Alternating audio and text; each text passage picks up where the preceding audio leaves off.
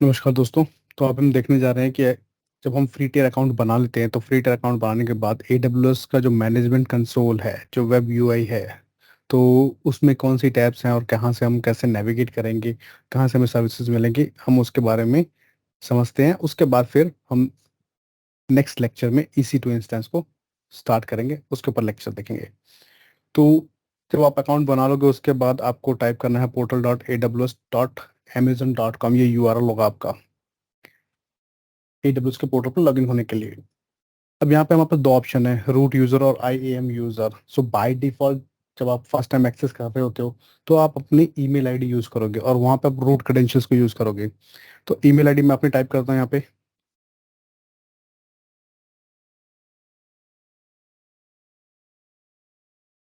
Email ID type करने के बाद पासवर्ड। और IAM यूजर हम बनाते हैं, बाय डिफॉल्ट कोई IAM यूजर नहीं होगा, हमें बनाना होगा मैनुअली।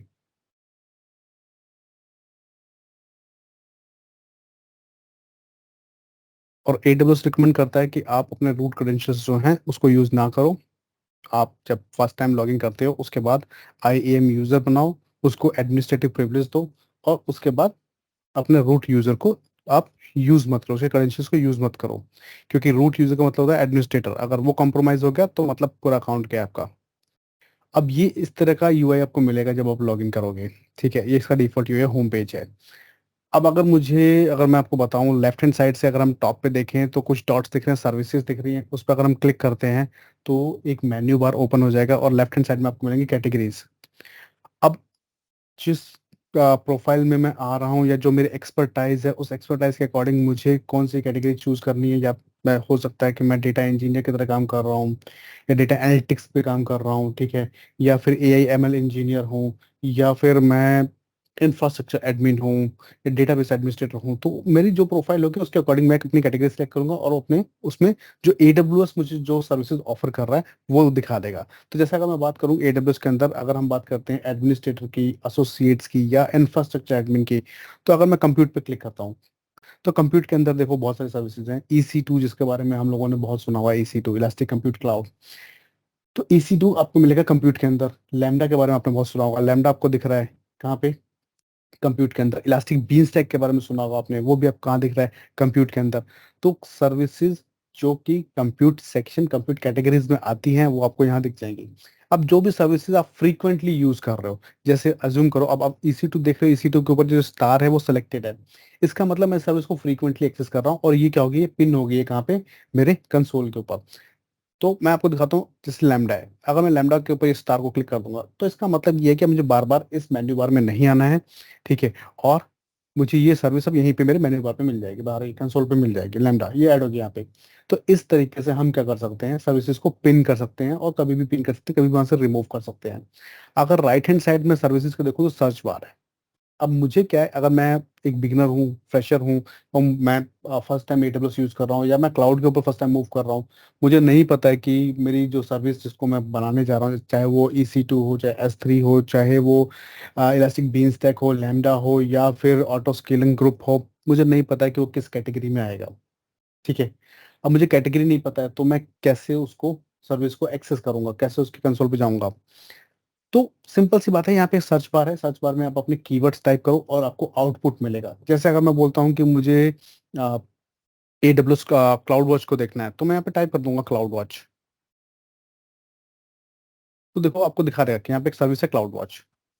ठीक है, आउटपुट आएगा, आप आउटपुट के अंदर अब आप अगर लेफ्ट हैंड साइड में देखोगे तो सर्विसेज भी दिखाएगा, रिसोर्सेज भी दिखाएगा, और डॉक्यूमेंटेशन भी दिखाएगा, उसके ऊपर ट्यूटोरियल्स भी दिखाएगा। तो आपको लिंक मिल जाएगा यहाँ से, मार्केट प्लेस भी दिखाएगा जहाँ पे आपका थर्ड पार्टी सर्विसेज मिलेंगी। तो आपको रिजल्ट मिलेगा बेस्ड ऑन योर कीवर्ड। तो जो भी आप कीवर्ड टाइप करोगे उसके ऊपर आपको आपको आउटपुट मिलेगा और आपको रिकमेंडेशन मिलेगी। आप यहाँ से क्लाउड वॉच को सिलेक्ट करके क्लाउड वॉच के कंसोल पे जा सकते हो। तो सिंपल है, अगर कुछ नहीं पता है, आपको सर्विस का नाम पता है, तो सिंपली सर्च बार के अंदर टाइप कर दो। अब राइट हैंड साइड में अगर मैं देखूँ इस सर्च बार के, तो मेरे पास है क्लाउड शेल। क्लाउड शेल क्या है कि मैं AWS का CLI टूल अपने सिस्टम पे डाउनलोड कर सकता हूँ और वहां से CLI कमांड्स जो है वो एग्जीक्यूट कर सकता हूँ, बैश कमांड्स। अब अगर सपोज करो कि मेरा सिस्टम जो है वो कंपेटेबल नहीं है जहाँ पे मैं कि अपने CLI टूल को इंस्टॉल कर सकूं और वहां से अपनी बैश स्क्रिप्ट को या कमांड्स को रन कर सकूं, एग्जीक्यूट कर सकूं, तो उस केस के अंदर आपको एक ब्राउजर एक्सेसिबल शेल मिलेगा अपने ब्राउजर के अंदर ही, जिसको हम बोलते हैं cloud shell. Right hand side cloud shell में हमारे पास नोटिफिकेशन बार के अंदर आपको मिलेगी नोटिफिकेशन सारी, सभी नोटिफिकेशन और हेल्थ नोटिफिकेशन भी मिलेंगे आपको एज AWS के।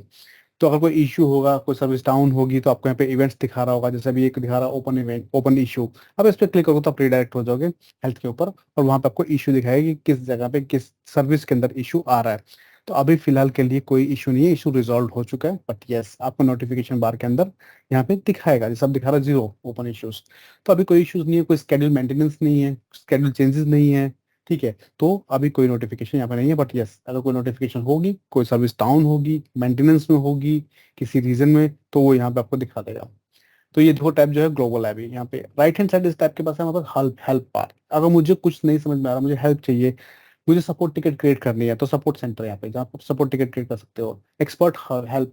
तो इससे मैं रीडायरेक्ट हो जाऊंगा एक कम्युनिटी प्लेस के ऊपर, जहाँ पे मैं अपने क्वेश्चंस जो है वो टाइप कर दूंगा, पोस्ट कर दूंगा, और वहां से फिर जो एक्सपर्ट होंगे वो उसके ऊपर आंसर देंगे। रीपोस्ट जो भी सर्विसेज, जो भी अपडेट्स आते हैं वो रीपोस्ट में आपको मिलेंगे।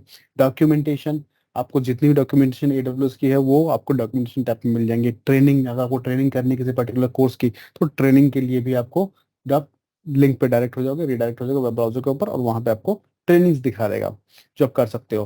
Getting started with resource centre, वहाँ पे आपको जितने भी AWS के रिसोर्सेज हैं, आप उसके ऊपर चाहे वो वेल आर्किटेक्टेड फ्रेमवर्क हो या अदर रिसोर्सेज हो, वो आपको वहाँ पे आपको ऑप्शन मिलेंगे, आप उनके बारे में पढ़ सकते हो, फीडबैक दे सकते हो आप AWS के बारे में। नेक्स्ट जो राइट हैंड साइड में जो टैब है वो है ग्लोबल टैब। ग्लोबल का मतलब, अभी हम यहाँ पे अगर ड्रॉप डाउन पे जाते हैं तो यहाँ पे दिखाएगा सारे रीजंस। अब किस रीजन के अंदर मुझे स्विच होना है, जहाँ पे मैं रिसोर्सेज क्रिएट करने वाला हूँ, तो मुझे एक रीजन सेलेक्ट करना होगा। और कुछ सर्विसेज आती है ऐसे होती हैं जो ग्लोबल होती है, कुछ ऐसी होती हैं जो रीजनल होती है।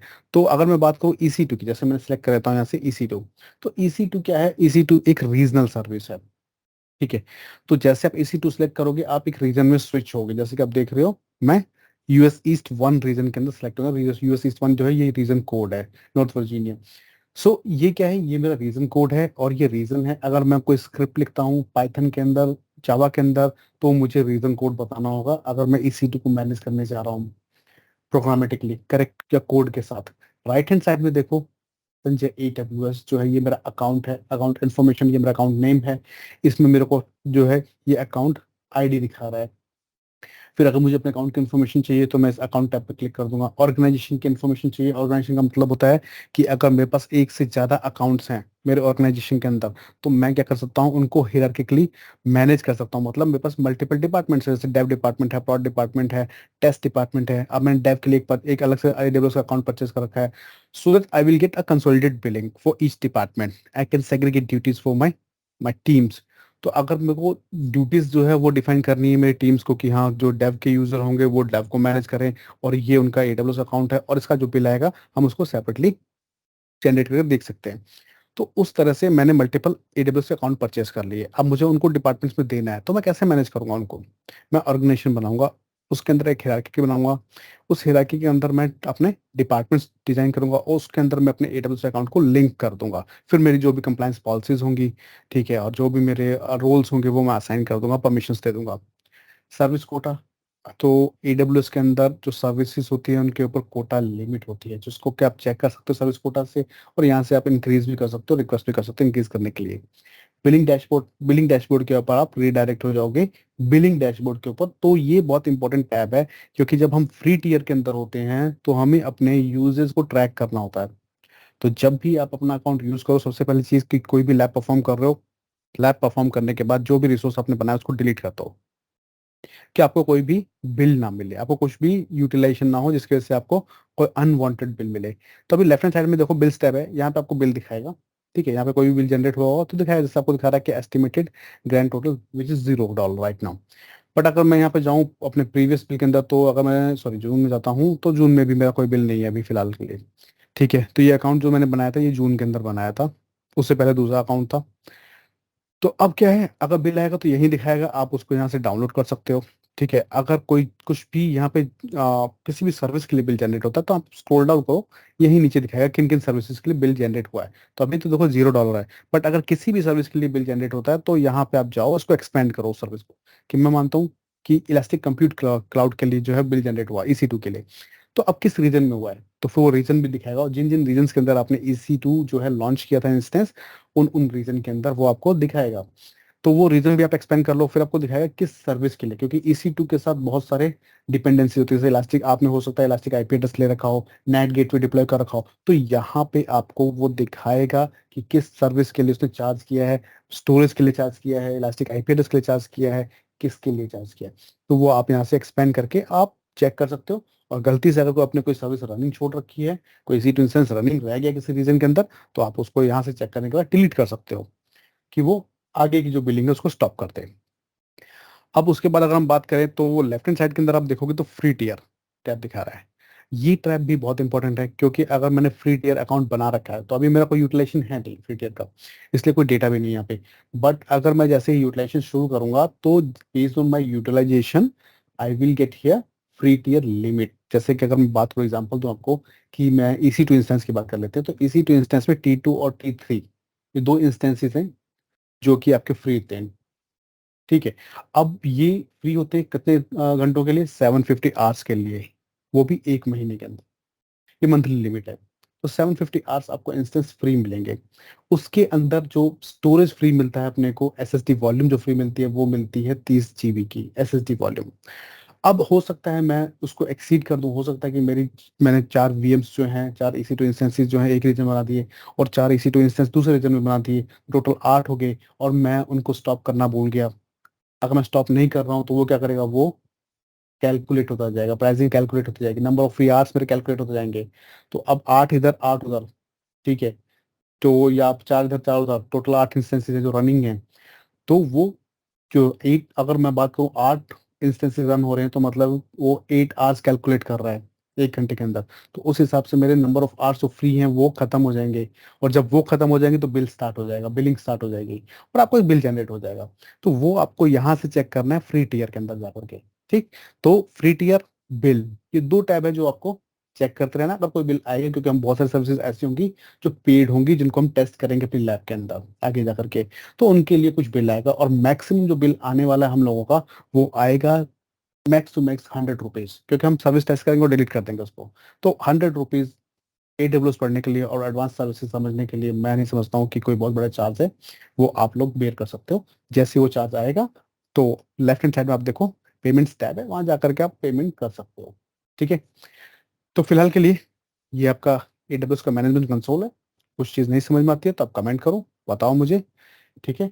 नेक्स्ट वीडियो के अंदर हम EC2 इंस्टेंस जो है उसका लेक्चर स्टार्ट करेंगे, और स्टार्टिंग से हम समझेंगे कि EC2 इंस्टेंस को कैसे लॉन्च करना है, क्या लॉन्च करेंगे, कैसे लॉन्च करते समय कौन कौन सी टैब्स होती हैं, तो उनके बारे में भी मैं आपको ओवरव्यू दूंगा। ठीक है। और उसके बाद हम टेस्टिंग करेंगे कि लिनक्स और विंडोज के इंस्टेंस को कैसे लॉन्च करना है, कैसे कनेक्ट करना है, कैसे मैनेज करना है, कैसे उनके अंदर वेब सर्वर इंस्टॉल करना है, ये हम सीखेंगे।